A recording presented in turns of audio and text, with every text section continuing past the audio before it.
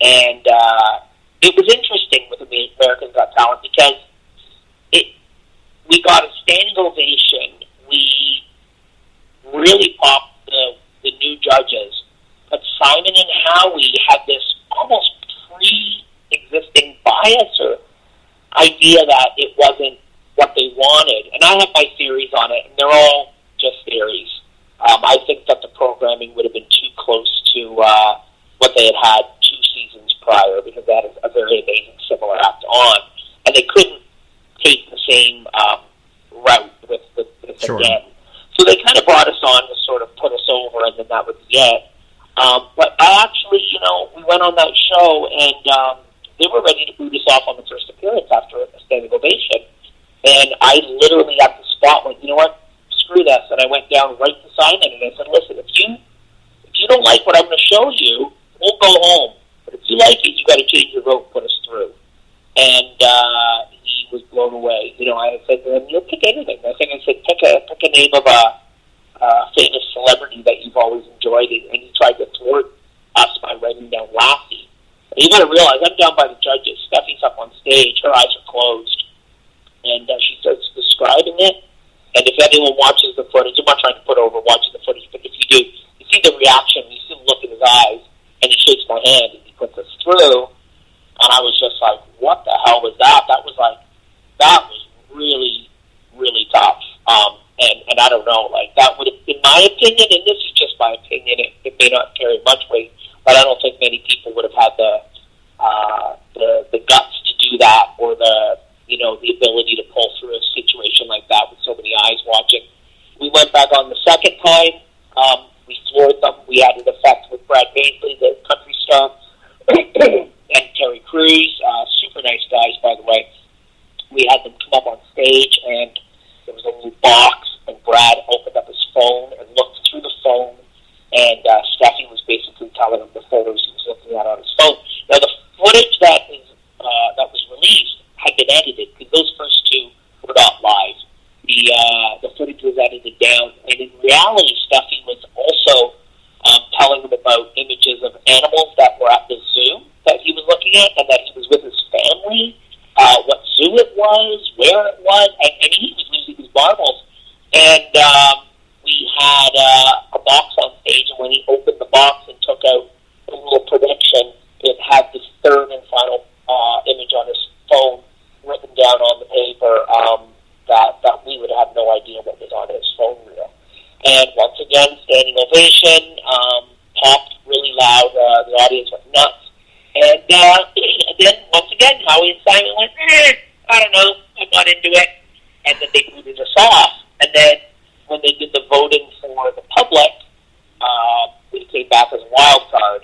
I don't even want to talk about what happened on the third spot. It was just a perfect storm of situations. But the good news is that there's a silver lining to this, and there's also another disaster, which is COVID. We had, because of that, lined up a very equally big spot on another equally big show that was supposed to be filming in April, just passed, and had to get postponed because of COVID, and other major big things were going to be, we're scheduled, we're signed contracts, we're going to go do. I can't really tell you what they were. Sure.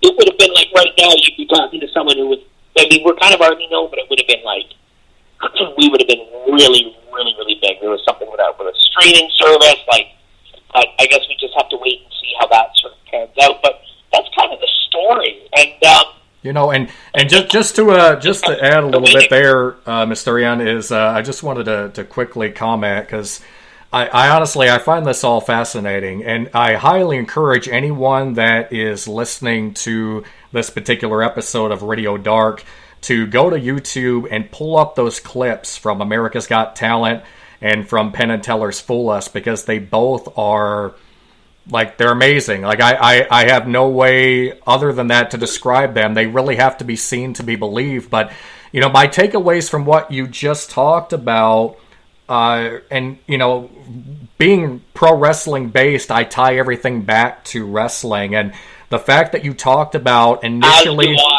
Exactly, yes.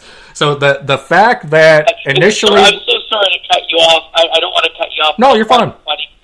There's a lot of times in the backstage where I'll be talking to Steffi and I'll be using wrestling anecdotes, and she'll just be looking at me like, but we're not going to the ring. I'm like, yeah, but don't worry. You know, we're in the gorilla position. Don't worry. You know, we're watching what's going on. That's awesome. How's the gorilla position? Only the secret language of wrestling. I absolutely understand, my friend. But when you talked earlier about focusing on the psychology of magic and the psychology of what's involved with trying to figure out exactly how people respond, I mean, that so ties into understanding a wrestling audience and giving them exactly what they want. You know, you and I both know the Warlord of Weird, Sin Bodhi. Obviously, he has learned a great deal. He's my personal friend. Absolutely. Just an amazing human being and an amazing teacher.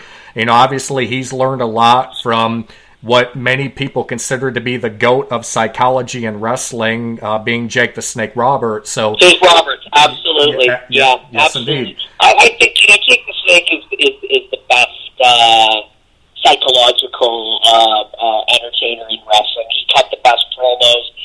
You know, if you look at a guy like Aleister Crowley, who was a cult leader in the Sure. 19th and Yes. 20th century, to those who may not know, he was dubbed the most wicked man in the world by the media. Okay, this guy had people eating out of his hands.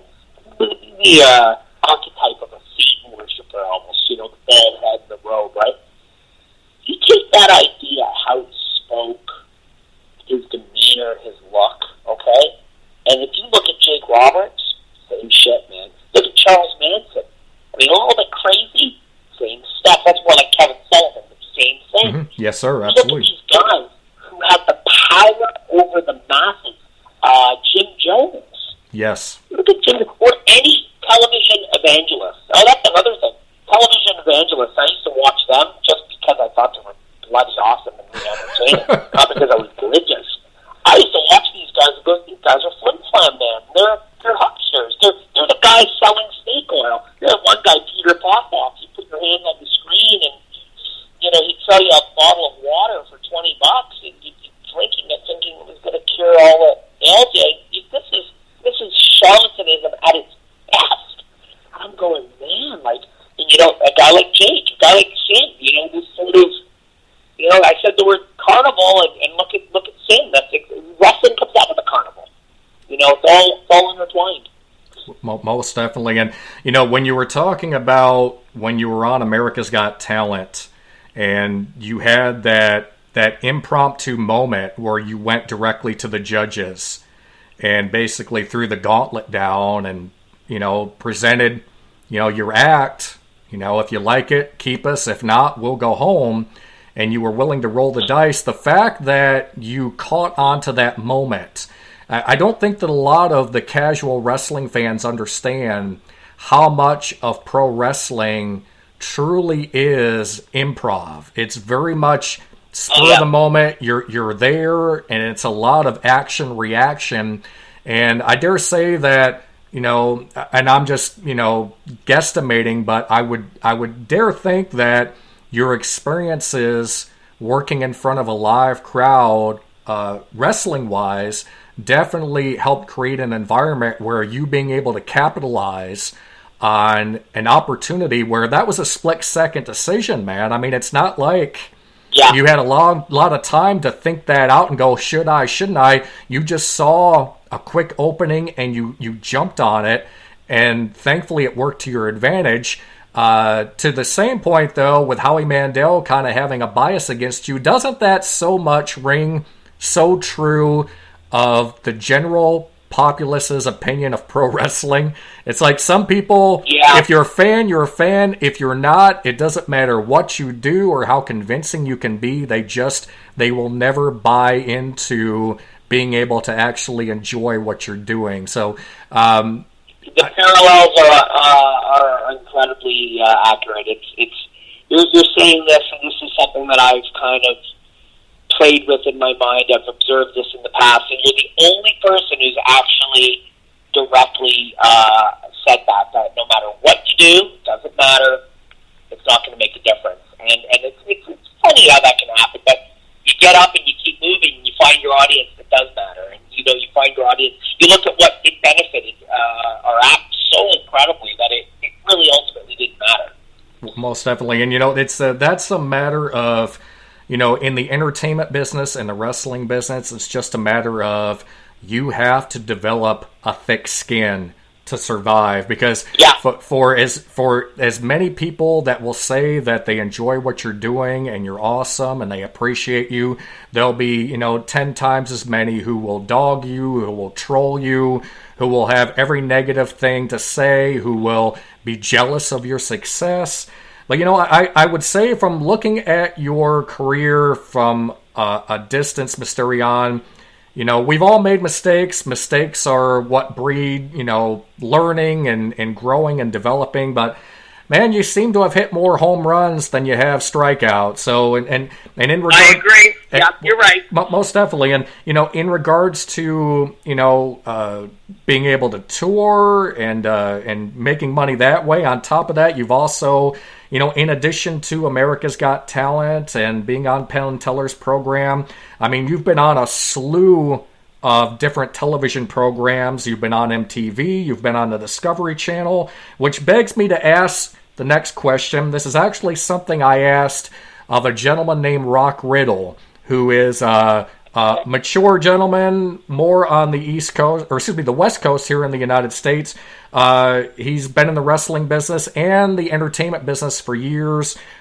He was on the Gong Show back in the day and has done a lot of mainstream deals. Yep. So what I asked him was if the mainstream appearances helped his pro wrestling career. His response to me was that the mainstream appearances didn't so much help his wrestling career, but him being involved with wrestling actually helped him in Hollywood on a tremendous level. So I'll ask you the same question. All the mainstream press that you've gotten, all the different TV shows you've been on, has it helped wrestling-wise, or was it just like Rock, where the wrestling actually helped with the bookings and with your exposure and being able to get those media appearances? I think it's a combination of the two. Okay. I think it's a real combination of the two. I think with my wrestling knowledge and psychology, it helped my character development. It helped my presentation. It helped my ability to work a crowd as a magician or a mentalist. It allowed me to do all these types of things. And then as a mentalist, it gave me some sort of cred when I went in as a character, and was able to then have this sort of pre-existing personality or celebrity that people would note and then know how to or know what to do and how to react to that character. You boo Mysterion when you're in wrestling, but you cheer him when he's on stage. It's one of the weirdest face-heel combinations that, I've never seen it. I can't think of one performer, maybe like Bob Saget, who is all wholesome and fun on television, but then when he was on stage, his show was crap and very blue. But I can't think of anyone who did moonlighting. Well, you know who else did it was Sanford. What's his name? Red Fox did it. But I can't think of anyone in wrestling or magic that kind of had two personalities based on the same character. But nonetheless, the celebrity level of all the appearances definitely lent credibility to what I was doing and what I still occasionally do in wrestling. So people will go, oh, look, it's Mysterion. What's he going to do? And get me this sort of response. The thick-skinned,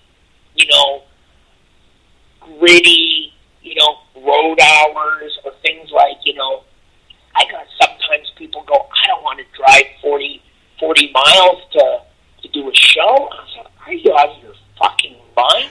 I'm getting paid $3,000 to do a show at a golf course for a bunch of old people. still applied